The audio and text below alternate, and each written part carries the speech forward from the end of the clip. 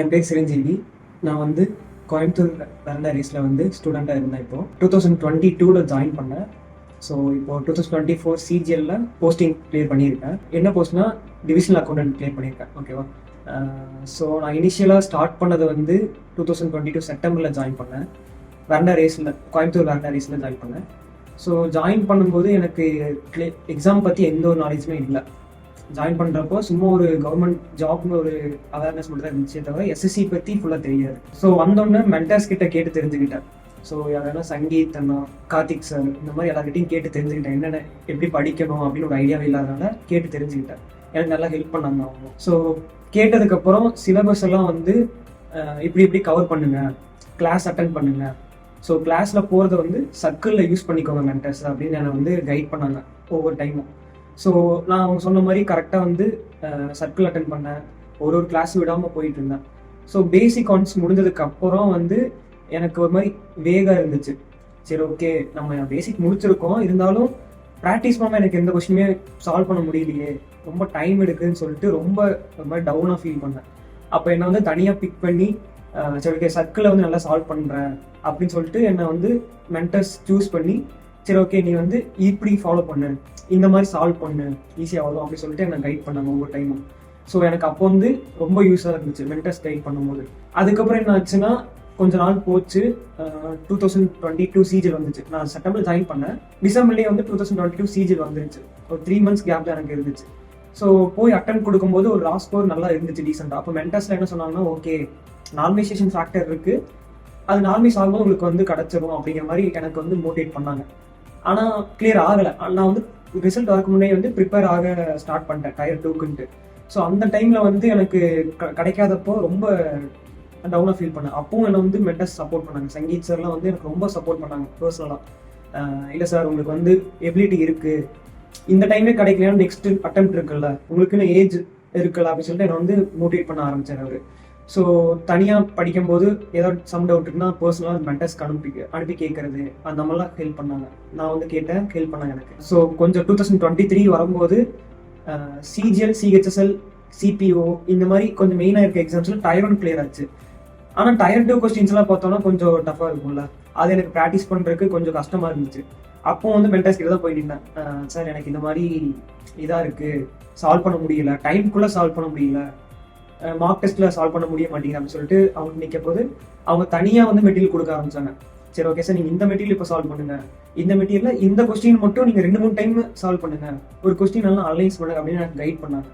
So அந்த டைமில் வந்து என்னதான் எனக்கு வந்து நிறைய ஃபேமிலி சுச்சுவேஷன், ஃபினான்ஷியலாக ப்ராப்ளம் இருந்தாலும் ஒவ்வொரு டைம் போய் மென்டர்ஸ் கிட்ட நிற்கும் போது அவங்க வந்து ஓன் ஃப்ரெண்டாக எடுத்து, ஸ்டூடெண்ட்டாக பார்க்காம ஓன் ஃப்ரெண்டாக எடுத்து என்னை வந்து கைட் பண்ண ஆரம்பிச்சாங்க. ஸோ 2023 ப்ரிலிம்ஸ் கிளியர் பண்ண கையோட மெயின்ஸ் போனேன்.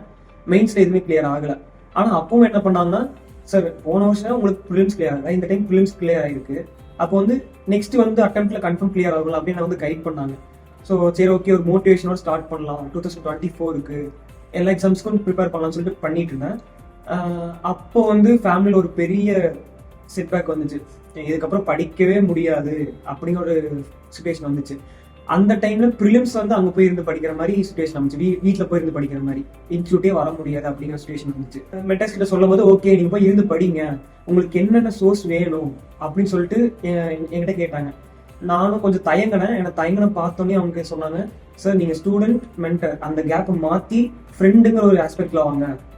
ஸோ உங்கள் ரிசல்ட் ரொம்ப முக்கியம், நீங்கள் ஒரு ரிசல்ட் கொடுக்குற ஒரு பர்சன் தான், நீங்கள் வந்து படிக்கணும் அப்படின்னு சொல்லிட்டு என்ன ஸோ என்கிட்ட சொன்னாங்க.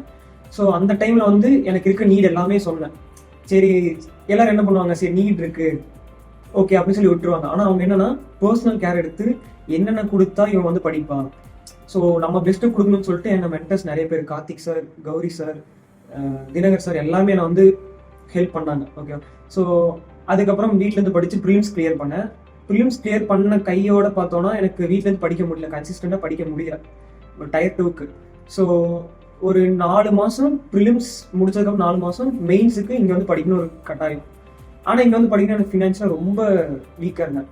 வீட்டில் ஹெல்ப்பே பண்ண முடியாது. அந்த மாதிரி நான் மறுபடியும் அதே மாதிரி மென்டர்ஸ் கிட்ட வந்து நிற்கும் போது அவங்க என்ன சொன்னாங்கன்னா, சரி, ஓகே, நீங்கள் இங்கே வந்து மென்டர்ஸ் ரூமில் ஸ்டே பண்ணி படிங்க, இந்த ஹெல்ப்லாம் நாங்கள் பண்ணுவோம் கண்டிப்பாக, நீங்கள் படித்தா மட்டும் போதும் அப்படின்னு ஒரு இது என்கிட்ட வச்சாங்க. சரி ஓகே நம்ம மேலே இவ்வளோ நம்பிக்கை வைக்கிறாங்கல்ல, பேசிக் சர்க்கிள்லேருந்து இப்போ வரைக்கும் நம்ம நம்புறாங்கல்ல, நம்ம அது ஒரு ரெஸ்பான்சிபிலிட்டி எடுத்துப்போம், நம்ம ரிசல்ட் வந்து அவங்களுக்கு காமிப்போம் அப்படின்னு சொல்லிட்டு அவங்க எக்ஸ்பெக்ட் பண்ண நம்ம காமிப்போம்னு சொல்லிட்டு படித்தேன். ஸோ ஒரு கட்டத்தில் ஜேஎஸ்ஓவும் கொடுக்காம விட்டேன்.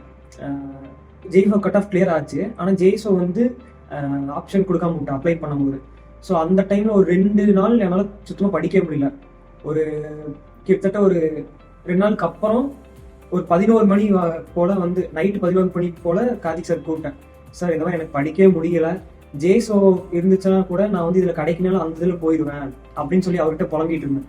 சார் நீங்கள் இன்ஸ்டியூட் வாங்க அப்படின்னு சொல்லி கூப்பிட்டு எனக்கு கிட்டத்தட்ட ஒரு 1.5 மணி நேரம், அவரும் விக்கி சார்னு ஒருத்தர் முன்னாடி மென்டர் இருந்தார், எனக்கு இப்போதான் இன்ட்ரோ ஆனார், அவங்க 2 பேரும் என்ன ரொம்ப மோட்டிவேட் பண்ணாங்க. சார் நீங்கள் வந்து ஜேஎஸ்ஓ ஆஸ்பிரண்ட் இல்லை, ஜேஎஸ்ஓ கிளியர் உங்களுக்கு அதான் பொட்டென்ஷியல் இல்லை, நீங்கள் வந்து இன்ஸ்பெக்டர் லெவலுக்கு போகலாம், ஸோ நீங்கள் வந்து அதை விட்டுட்டு நீங்கள் இதுக்கு ஃபுல்லாக ஃபோக்கஸ் பண்ணுங்க அப்படின்னு சொல்லிட்டு என்ன கைட் பண்ணாங்க. ஸோ அடுத்த நாளே வந்து உட்கார்ந்தேன், படித்தேன். இந்த வெரண்டா ரேஸ் கோயம்புத்தூர் இன்ஸ்டியூட் என்ன எனக்கு ஹெல்ப் பண்ணாங்கன்னா, நைட்டு 11 மணிலேருந்து 12 மணி வரைக்கும் உட்காந்து படிக்கிறதுக்கு எனக்கு இங்கே ஸ்டடி ஹால் கொடுத்தாங்க.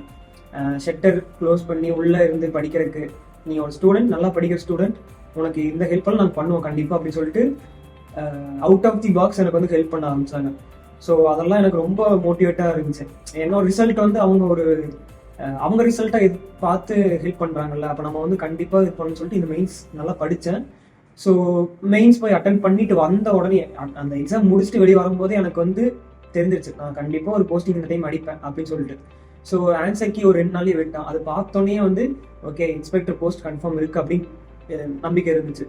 ஸோ இந்த ரிசல்ட் வந்துச்சு, கொஞ்சம் டிஸப்பாயின்மெண்ட் தான், ஆனால் ஒரு நல்ல போஸ்ட் தான் கிடச்சிருக்கு. நான் வந்து பிஓ எதிர்பார்த்துட்டு இருந்தேன், கம்ப்யூட்டரில் கொஞ்சம் கட் ஆஃப் நார்மலைசேஷன்னால எனக்கு வந்து கிடைக்காம போயிடுச்சு. ஆனால் இது ஒரு நல்ல போஸ்ட் தான், டிஏ டிவிஷனல் அக்கௌண்டன்ட்டு ஒரு நல்ல போஸ்ட் தான். ஸோ இதான் வந்து என்னோட சக்ஸஸுக்கு வெரண்டா ரேஸ் கோயம்புத்தூர்லேருந்து எனக்கு வந்து கிடைச்ச ஒரு பெரிய சப்போர்ட் என்னன்னா, எனக்கு மென்டர்ஸ் ரொம்ப ஸ்ட்ராங்காக எனக்கு ஹெல்ப் பண்ணாங்க. என் ரிசல்ட் வந்து உன்னோடதுன்னு பார்க்காம உன்னோட ரிசல்ட் எல்லாத்தோடது, நீ கன்ஃபார்ம் கிளியர் பண்ணணும், நீ அப்படிப்பட்ட ஒரு ஆஸ்பிரண்ட் தான் அப்படின்னு சொல்லிட்டு எனக்கு ரொம்ப ஹெல்ப் பண்ண ஆரம்பிச்சாங்க. ஸோ அதனால தான் இந்த சக்ஸஸ் என்னோட சக்ஸஸ் மட்டும் இல்லை, எல்லாத்தோட சக்ஸஸ். நான் பர்சனலாக வந்து வெரண்டா ரேஸ் கோயம்புத்தூர் வெரண்டா ரேஸை வந்து ரொம்ப கடமைப்பட்டிருக்கேன், எனக்கு வந்து அவ்வளோ ஹெல்ப் பண்ணியிருக்காங்க.